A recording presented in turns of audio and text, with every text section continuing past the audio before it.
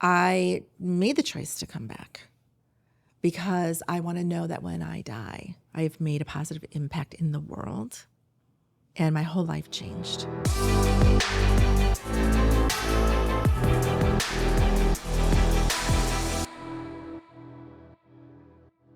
Welcome, Lori, to Owning Your Legacy.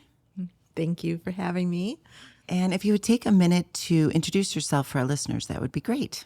I'm Lori Hilson Cioromski. I'm the president of Essential Water Technologies and HC Strategic Advisors. And I'm also an award-winning author of a book called You Hold the Power, Igniting Your Fire for Success. I think that we should, for our listeners, share how we know each other and how long we've known each other. So you share that. So I got a call to join an advisory group because I was going through some challenges as a second-generation family-owned business. As we do. I said, you've got to meet Laurette. And so I went to lunch with you and with Pam, and I was hooked from that day forward. And so we've been part of this group for, 20 years? I like 20 years, which is insane. And so it's called Sage. And I was so happy to have another woman because I was the only woman on that, and I was going to say on the board, but in our mentoring group at that time.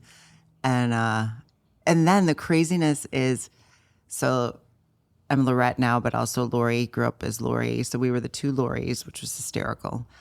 And our lives mirrored each other throughout those 20 years in insane ways. But we'll get into that a little later. Before we get into it is crazy. That might be even behind the scenes. And you are a client of mine. Yes, exactly. In the industry, so that was really super cool too. But before we get into all of that, I would love you to share your story and how you got here and a little bit about what trials and tribulations and, how you came to be Lori Hilson.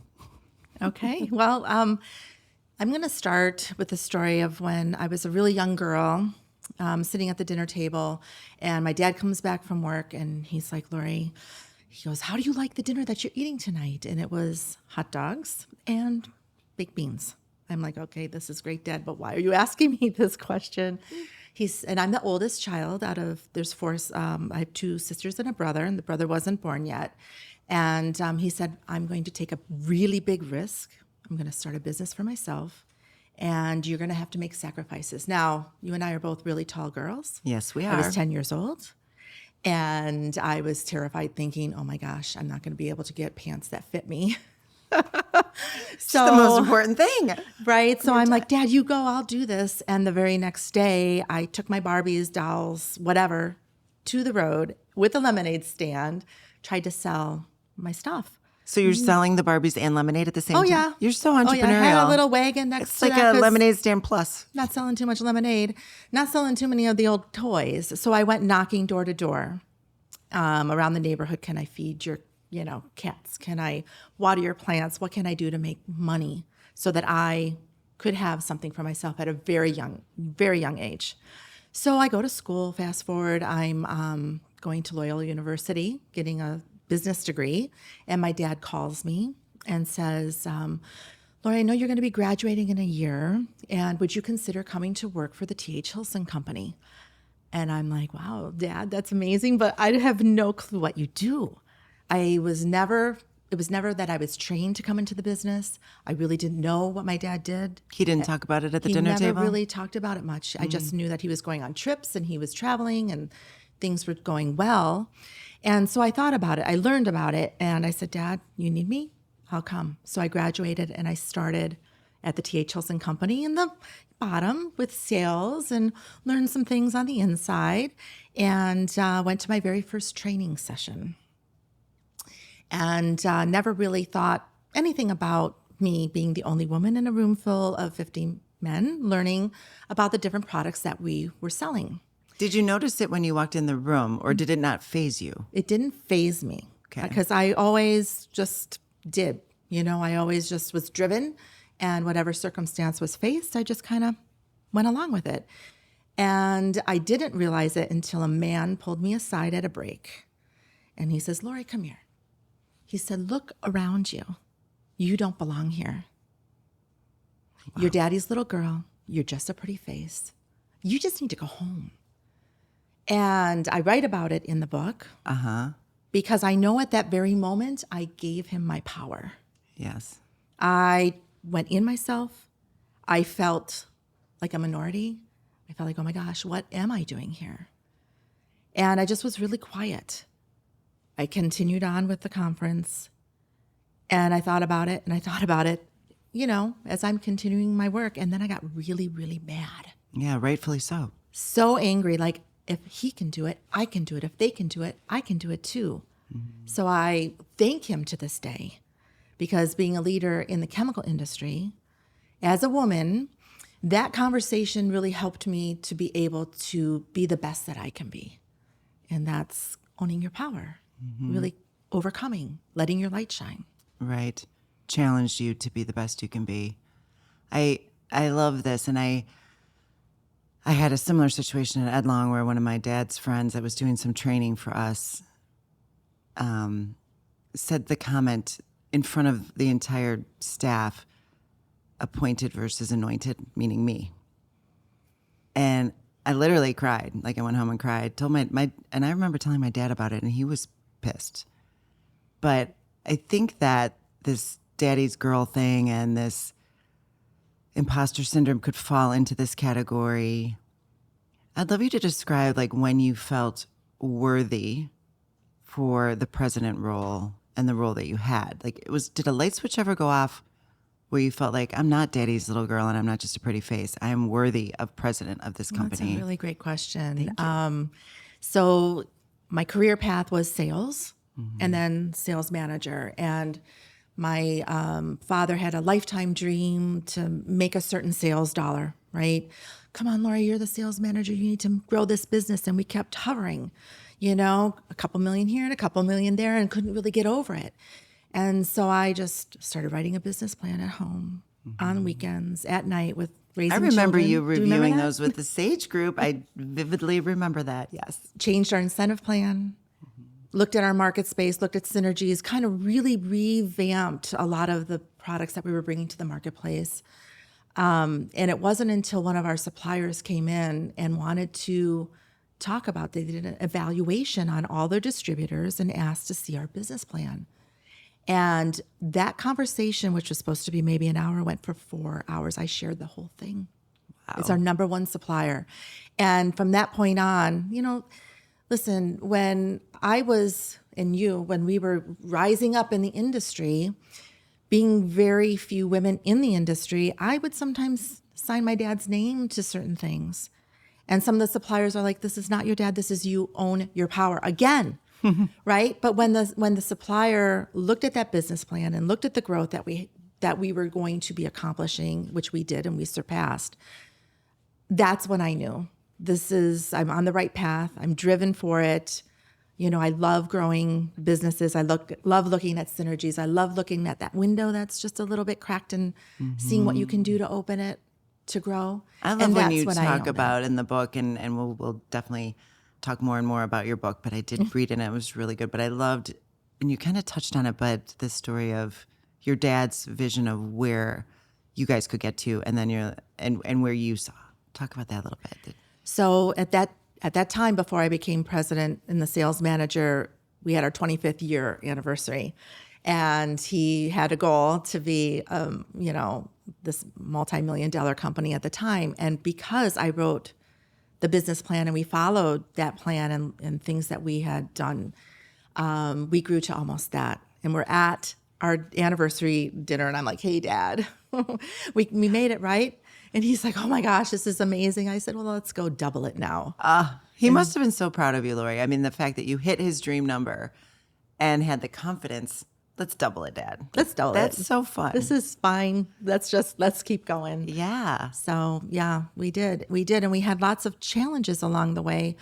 One was the downturn of the industry. I don't know if you want me to share a little bit about that. That was hard for lots of tears in our Sage meetings around 08, 09 for pretty much everybody around that table. But the phones, you and I would cry easily. Stopped. It was horrible. Ringing. Horrible. For everybody in Sage. I mean, it's incredible. And the interesting thing, just kind of talk about Sage for a second, is we have architect, financial planner, wealth management guy, oral surgeon, But the way Auto that dealer. auto dealer and the way that we could see what was happening in the economy before other people because of that group, because architects and like it hits housing first. Like I felt like we really had a preview of, so we all could prepare for it quicker than a lot of other people, I think. And some who rised up at one point and the others were struggling, we all rose up together. We all did.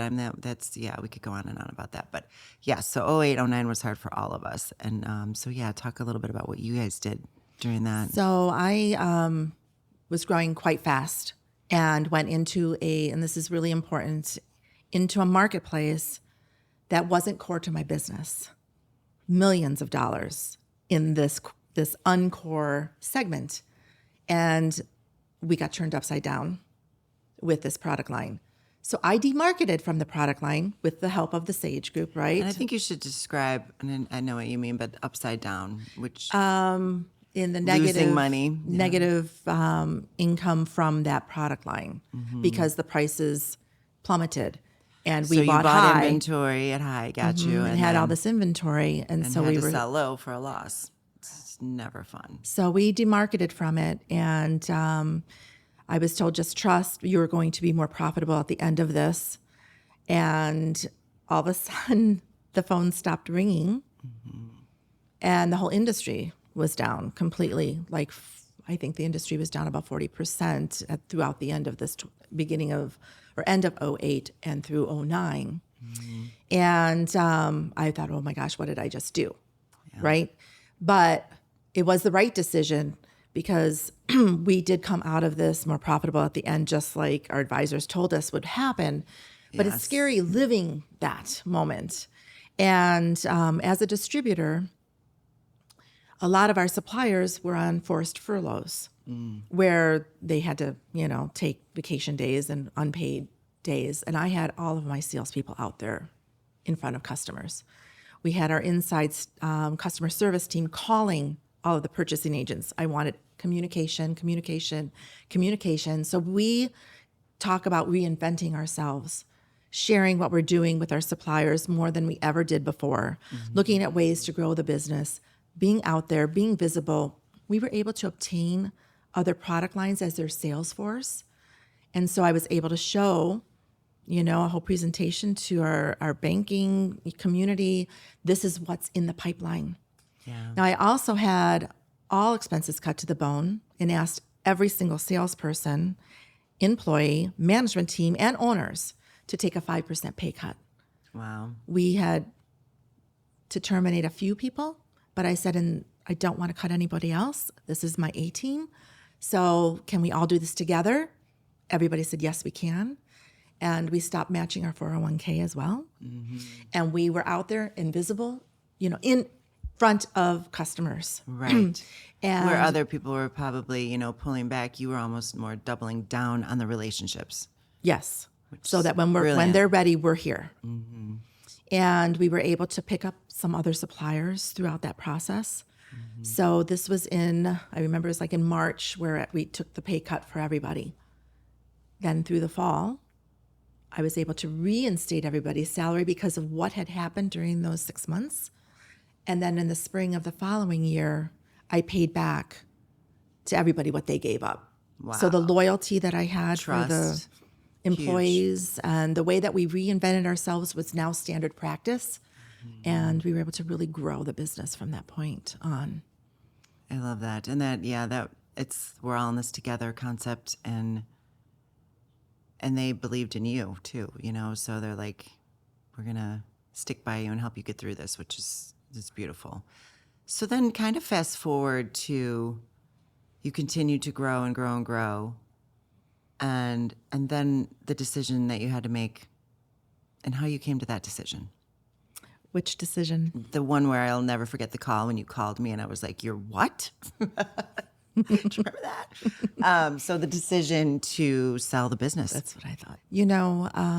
Timing is everything. There was a lot of mergers and acquisitions taking place in the industry. And you either grow big or you go home. Right. So we were trying, and we had acquired a couple of smaller businesses and really wanted to do a great job within the Midwest. But a lot of our suppliers were looking for more national coverage and things like that. So I had several people come and want to acquire us, and just wasn't the right fit, wasn't the right culture, wasn't the right timing for a couple of years. And then I got a phone call that you've got to listen to this one, this one company. I know you've got a family business and you're young. I have a little baby at Right. home. So I'm not ready to retire, and just the And opportunity. how old was Grace then? She was So we actually sold in 2016. So she's going to be 16 years old now. So she was like 8, 9. pretty years old, young. right? And it was a tremendous opportunity. A great fit, a great culture. I learned a lot. I was able to be on the executive team for that for that company, and acquire other businesses and have a nationwide footprint. So it was tremendous. And talk about that in terms of a decision for a family, because I think, there's a lot of listeners that might, be a part of a family business. How did you guys all, because there was many people that had say in this decision. I was, of course, your dad, your mom, your sister. How did you all come to the same conclusion? Was that hard, or was it not too hard? It wasn't too hard. My dad said to me and, the other stockholders, but Lori, if you feel that this is right, then you come to me with it. And That's pretty beautiful. much it was, a tribute to my dad, right? He had the courage to turn the business over to a second generation and let me just thrive and grow. And my brother and my sister were involved, and I have another sister who's she was a silent stockholder, but not in the business. So together, it was the right decision and easy because it was right. I think that's Right, part of right it. time. Do you feel like your dad did let you run it autonomously? Was there any times like that he would step in, or maybe when did he let you just fly? Was it after? Well, I think it's an interesting question because it evolved from the sales manager, the stories that I've kind of shared. And he was always there. So I would say, Dad, this is what I'm going to do. What do you think? And we would talk about it, discuss it. And he, we'd change it or we'd go for it. We'd adapt. So I always had him. And it's different. You didn't have that luxury. Right. So that's a really valid, that's so true. And I underestimated how hard it was to not have the buck stops here guy behind me. I'm like, he's gone. Now it's me. Like that. Can't was hard. imagine. Very The hard. Sage Group has been so critical for me with that because the people in the room are a lot larger. We all come from different spaces and can share and collaborate with each other from a different space. So that has always helped me to really be able to grow and drive the business further, but always having my dad there to rely things on. Yeah. It was always That's it's good though. good. That sounds like a great way to have a partnership. I want you to touch on one of the topics in your book, or one of the chapters in your book was about know the numbers. Because I think even talking about those rough patches that we've all gone through, how important that is. And I think you have some wise words of wisdom for listeners on know your numbers. It's so important. And that during that downturn when I demarketed and, when Warren's saying you don't do this because you're going to be more profitable. It's knowing your numbers. It's knowing and I call it, what is the nut that you need to cover for the month? The break even. What is your break even? What is your EBITDA, right? What are the things that are going to help drive the business? Cash flow. Yeah. Cash flow is king.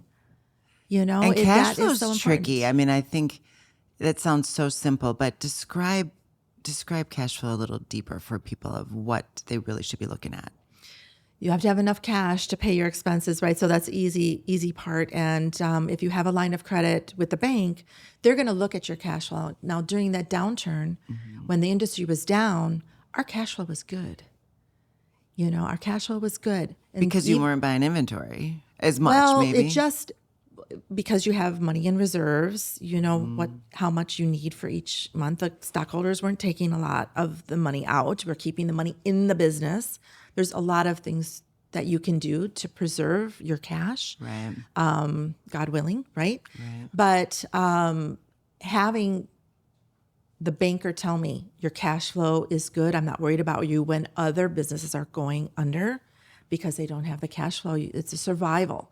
So knowing your numbers, knowing, when I was looking at how many people do I need to, unfortunately let go of to be able to keep the rest of my team in place, and what percentage do I need to cut from everybody's payroll to be able to make that? We were looking at the numbers all the time. I went through that first when my dad called me in like 95 when I just got to Ed Long, and I always say it was like the best learning of my life because we were in exactly the same place, almost bankrupt, never officially bankrupt, but that break-even number to me is the most important one. That's what I learned then. Like the whole entire company knew what our revenue needed to be a month to break even, and having everybody going for that number was kind of fun. And there's parts of this hard stuff that it really is, at least looking back, maybe not living through it was that fun, but then you tap into it.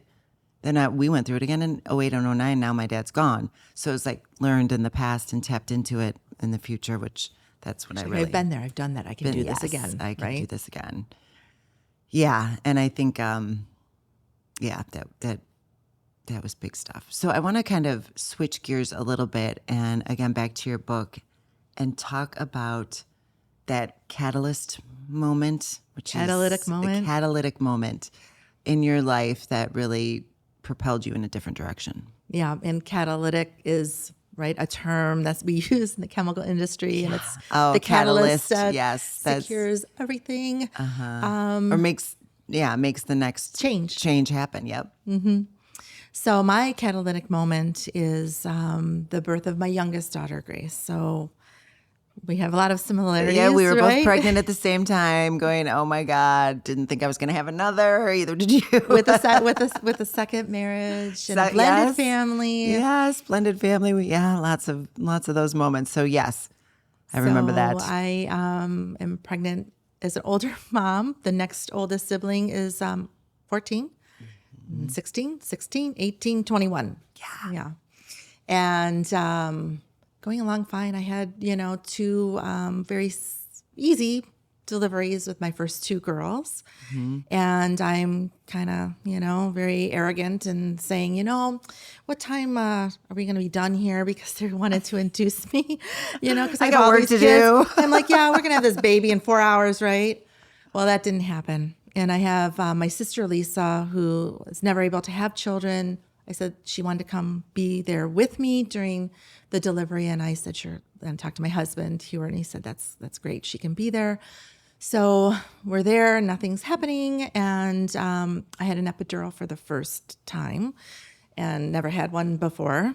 And I got this tremendous pain underneath my rib cage. So the epidural wasn't easing the pain.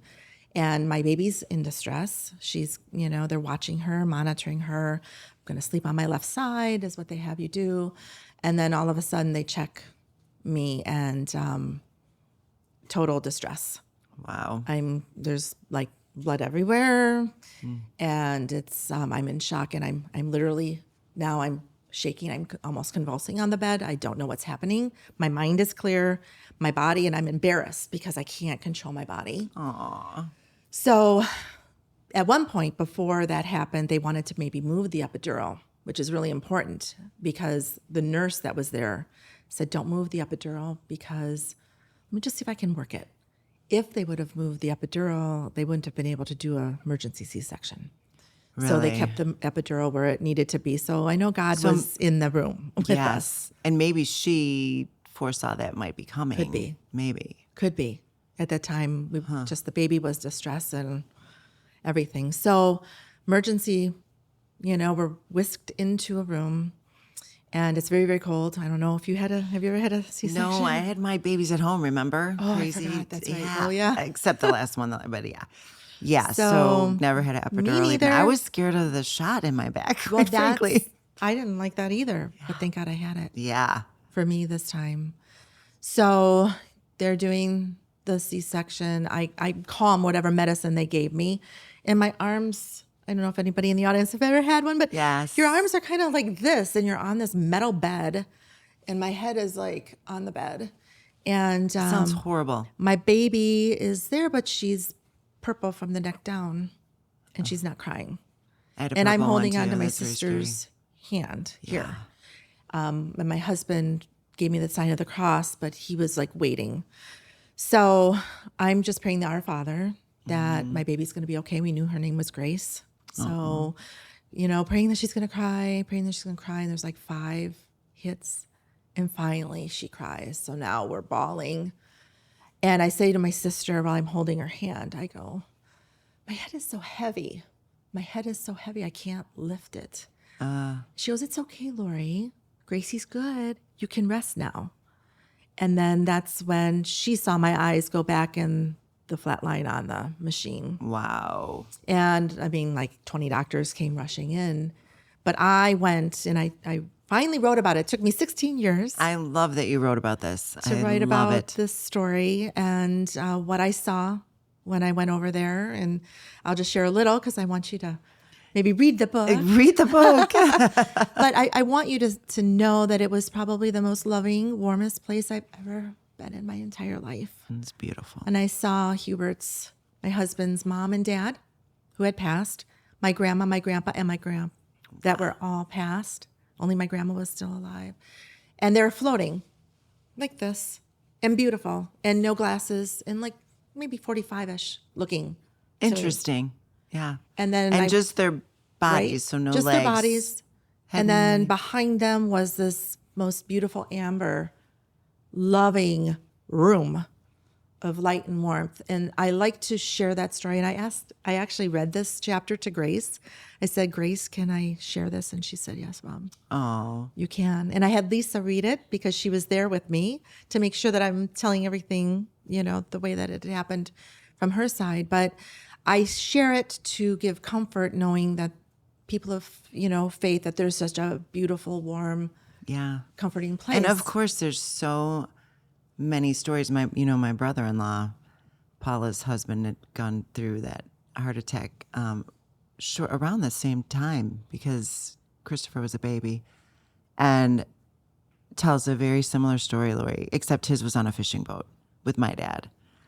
Wow. And just loved it. And really and I want to know if you felt this way, but came to the conclusion he was sad to be back. Like after everything calmed down and he was good, you know what I mean? Like he said he almost went through like a little depression of longed to be back there in the fishing boat, so to speak. Did you ever feel that way? The love and warmth that I felt, it's hard to replicate. Yes. That. I don't know how to describe it. It's light. It's light, like you're a part of this flame. Source. And I made the choice to come back because I want to know that when I die, I've made a positive impact in the world. Mm-hmm. And my whole life changed when I came back. I mean, seriously, and you just go through this, like it was like a white, light silver, like your shoes, kind of brightness and cold, I love that. whooshing back, right? So your shoes are like whooshing me back. But I didn't talk about it with my sister or anybody. And the doctor was the one that said at my checkup, we almost lost you. We almost lost you. So your sister didn't bring it up to you? Was she scared? We were at Christmas together. So Grace was born in October. Went to my 2-month checkup to make sure I could take the baby to Florida. My sister came with, and we talked about it at dinner afterwards. And the doctor said So your sister knew, but she didn't tell you for 2 months. Right. That's Right. a lot to hold. Right. And she's so happy I'm talking about it now, That's too. good. She probably didn't want to scare you with a newborn and just, Yeah. I don't know. That's a lot. So purposefully now, remembering, and I can remember today exactly what I did 16 years ago, that dream, Yes. that vision, that, what monumental event in my life. And how does Grace feel about it? I think that's interesting that you asked Grace if you could share. And like, does she, I wonder how that feels to her. Like, I would love to ask her. very special. You know what I mean? Like, We're always kind of bonded. Yeah. I think because of that, it's just like she was meant to be here. You were meant to be here. There's something to that, I believe. right. Very But cool. I'll tell you what it did for me. My husband's very philanthropic. He always has been. He's running huge organizations and gives from his heart, gives back to and helping so many people. And it's kind of new. It was new for me, right? I didn't really understand this whole world. And I then sought out and looked for how can I become part of a board of directors to give back and help people, especially women and children are my real heart, to help people, especially working women, to be self-sufficient, the working poor. So I found my first board of directors with the emergency fund. They kind of found me and I joined that. And then I started a nonprofit that you're part of. That I love. But I really, really want to make an impact. And part of that is writing this book. I mean, there's been almost several hundred copies I'm, giving out and selling and things just to help people to be the best that they can be, right? And teach them if you want to be part of a cause, there's ways that you can go about it. Totally. And it's like an offering of yourself to help others. And I think that's beautiful. Talk a little more about Female Strong and what got you to found it and just the idea behind it and a little more on that. And that's part of, and you're part of that, but you were also part of. You dragged me into that, to be totally honest. I did. But among many other things. I'll tell you what was so amazing. So I was the president of before I was the president of the National Association of Women Business Owners. Also known as NABO. Yes, NABO. So I'm going to call it NABO. I was getting involved in their organization. And I really wanted to help the next generation of young girls, right? And they had asked us to do a job shadow day. And I said, okay, I'm out. I said, I brought my daughters to, come to your mother for work day, and they hated it because I made them do filing and nothing, very excited to show them the industry. And I love that they put me out of my comfort zone. And Melissa did that. She said, Lori, you've got to do this. Every member of this committee has to do a job shadow day. And the mayor of the city of Chicago wants these Chicago city kids to see what a female business leader looks like. That's beautiful. I love hearing that the mayor was behind that. Totally behind that. So I'm thinking, oh my gosh. All right, if I can't take them to see my business because I'm a distributor and it's kind of boring. I'll take them to see Laurette's business. I'm going to take them to see a really cool business. And I said, Laurette, what did I do? I called you and I said, can you take? And I said, hell yeah, I love it. I love it. And 20, a bus full. It was a bus full. Well, we went from one to a bus because we couldn't get a train to your so we place. needed a bus. So let's just bring a bus full of the kids. We don't need Can we one. Can we do 33? So the Chicago public school system gave me 33 of the bright engineers, chemistry majors, biology majors, all these really smart high school kids. And we did that tasting. Yeah, it was in the very dark room, hands-on. Right? Yes, I love. And we really, my kids, opposite of yours, used to love coming to bring your kid to work day. Well, you have a cool because place we to go. do have a cool, fun place where you can do a lot of tasting and really open up their eyes to all the different aspects of the food industry. Quite frankly, it's not there's science, but then there's marketing. It is very cool. So that was I remember that vividly. That was a really fun day. And it lit up my employees too. My employees, then it's not the last time we've done those kind of things, but they just love teaching these kids all the opportunities that lay before them. Very cool. Well, we took a video. So I've got a video on my website still. When I was researching and reading your book, I stumbled on that. And it was, I think it's on YouTube still or something. Yeah. Yeah. So it is evergreen, Lori. We will. So that's legacy started, stuff, huh? With the young girls, right? And being part, now I'm not the president, I'm past president of NABO. And I'm thinking, okay, I did the emergency fund to help keep women and children in their homes. So what can I do to really help a lot? And I love entrepreneurship. So looking at how do I help these entrepreneurs, or how do I help young girls to have confidence to become an entrepreneur? Mm-hmm. That really it evolved from our day to walking away from an annual meeting at NABO, sitting on the train and, coming up with this idea. And at the time it was the Spirit Foundation of NABO. Right. And then really wasn't part of NABO. So we renamed it to Female Strong, but Female Strong helps that middle school and high school girls. You know, the confidence level. Those stats, Lori, you got to rattle them off if you know them off the top of your head. I don't know them off the top of my head, but that 6th grade, like, absolute lose all confidence thing happens, and it's Right. I'm so curious of why it happens, but it's for real. Well, when I was asked to speak at Bennett Academy, which is a math and science academy for all their mothers and their daughters, the mothers could give lots of questions of what to say. These high school girls are super smart, but they don't want to be smart. They don't think they're going to get boyfriends. Isn't that sad? And it's so sad. It's so sad. It's so sad. So they said, please talk that up, that you can be smart and you can be in the chemical industry and you can, you know, have a full life.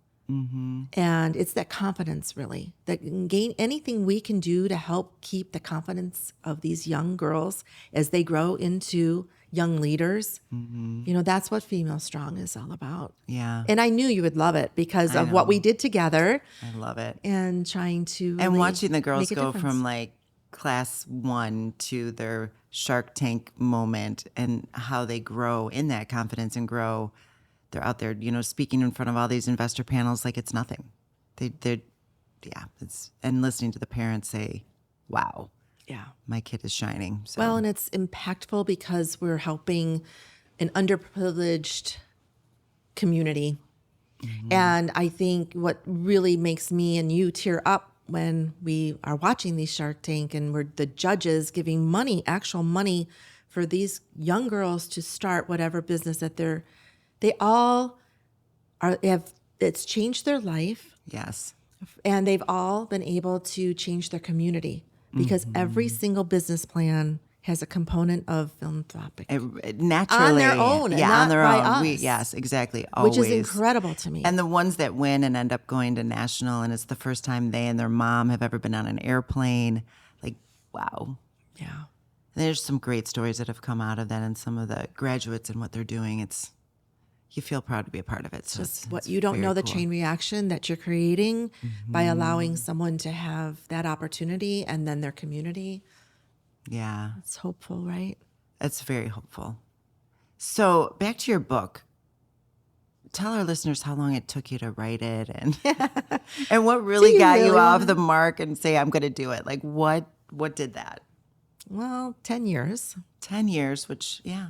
10 years because I started it because my nanny that I had babysit Grace said, Lori, when Gracie was taking a nap, and she said, you really need to share your stories of how you went door to door at a young age, trying to make money for yourself, make a change of your own circumstance. Because the kids today, they just sit on their phones. Yeah. They just accept what's handed to them.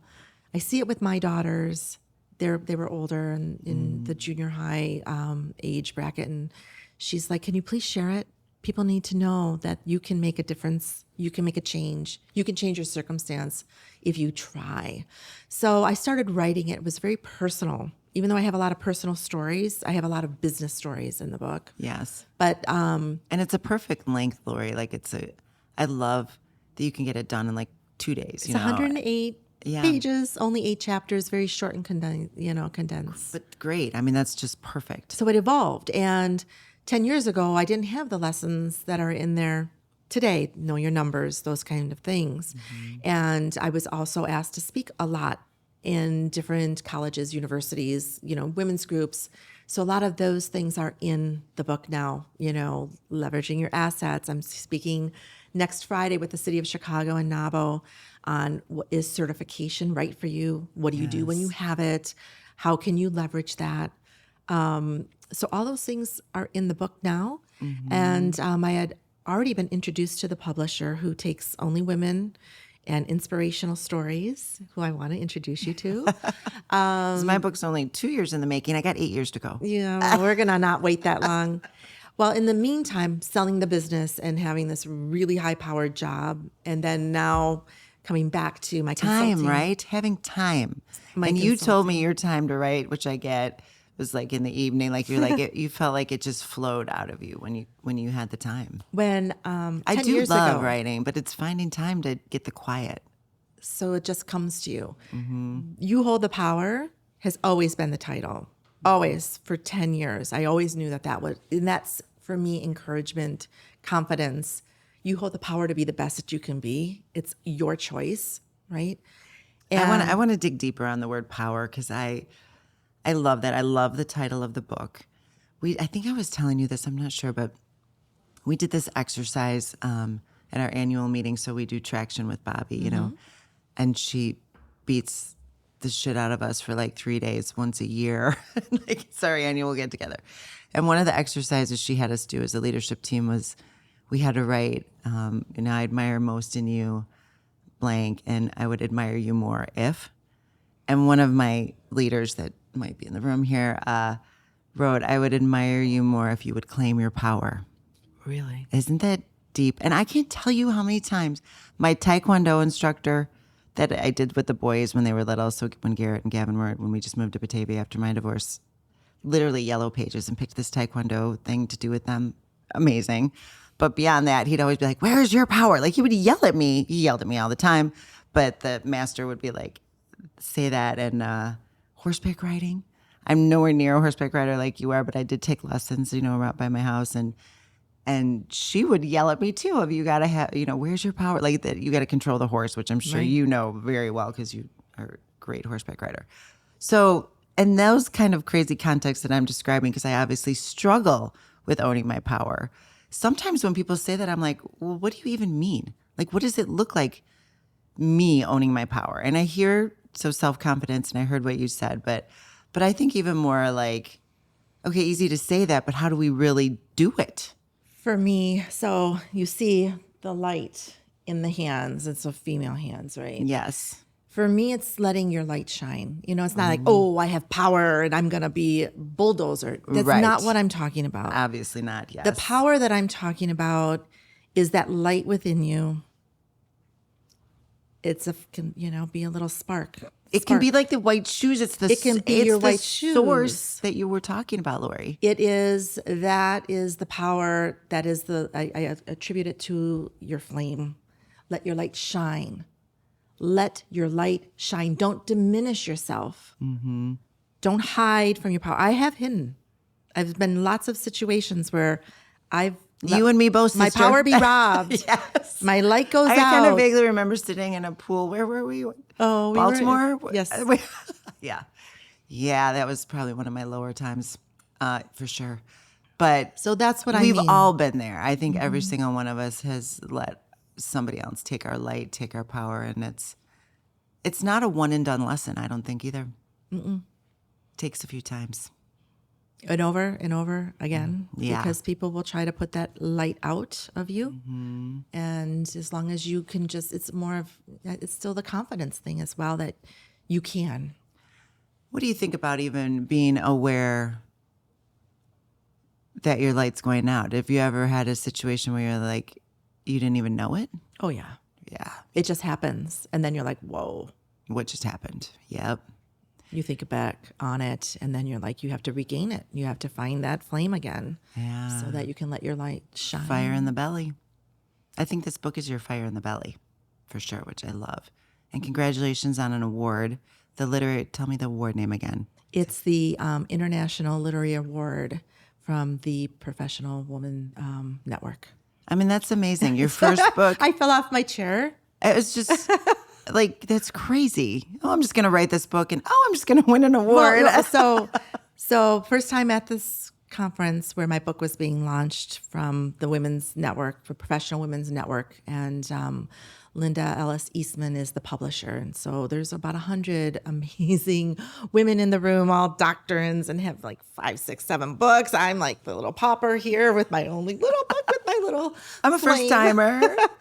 And we have the dinner, and it's time to, give the awards. And she said, this woman I've never met, but I got to know her from all of our weekly publishing, conference calls. And it's well-deserved. And I'm like, no way am I thinking it's me at all. And she called my name. I mean, I have won other business awards. You've won many business awards. You kind of know what you did to get there. Yeah. This was like my being really vulnerable. And with you, I'm being really vulnerable in your audience right now, sharing my intimate stories. And I got an award for that. Are you kidding me?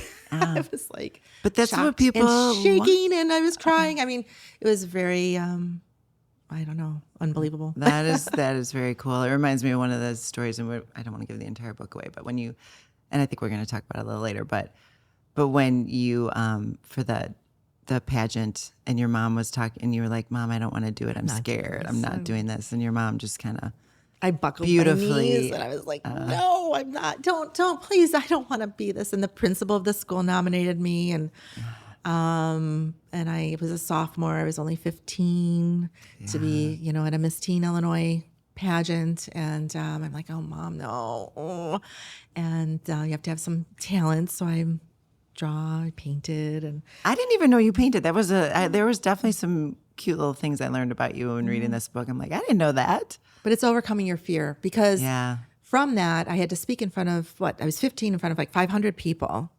And now I'm speaking on cranes and all over the place. You're doing great with that. You always have. And then you pushed me into it, and I'm like, Lori, I hate speaking. And look at you now. This is easy. Look at you. Okay, I think we will go on to our last question. Okay. Which you know what that might be, but yeah, I would really like to know the legacy that you would like to leave behind. I've kind of, throughout this whole interview with you, kind of shared it. Yeah, You know? definitely. It's empowering people to let their light shine, to own their power so they can be the best that they can be. That's my legacy. That's why I came back. I want to make an impact, a positive impact, to help others to not be afraid and to fulfill their dreams as much as they can. So, Lori, can you tell our listeners where they can find your book? Absolutely. So it is on Amazon, but you have to search it, You Hold the Power, Igniting Your Fire for Success. Because if you just put in You Hold the Power, it won't show up for some reason. And you can also go to my consulting and speaking website, which is hcstrategicadvisor.com. I have it all available there as well. Well, thank you so much for my joining gosh, me. this It's has been been wonderful. wonderful. Great conversation, and I hope everybody enjoys your book, and I can't wait to see it on, #1 bestseller on some list, because I'm sure it will be. Thank you. Very good. Thank you so much.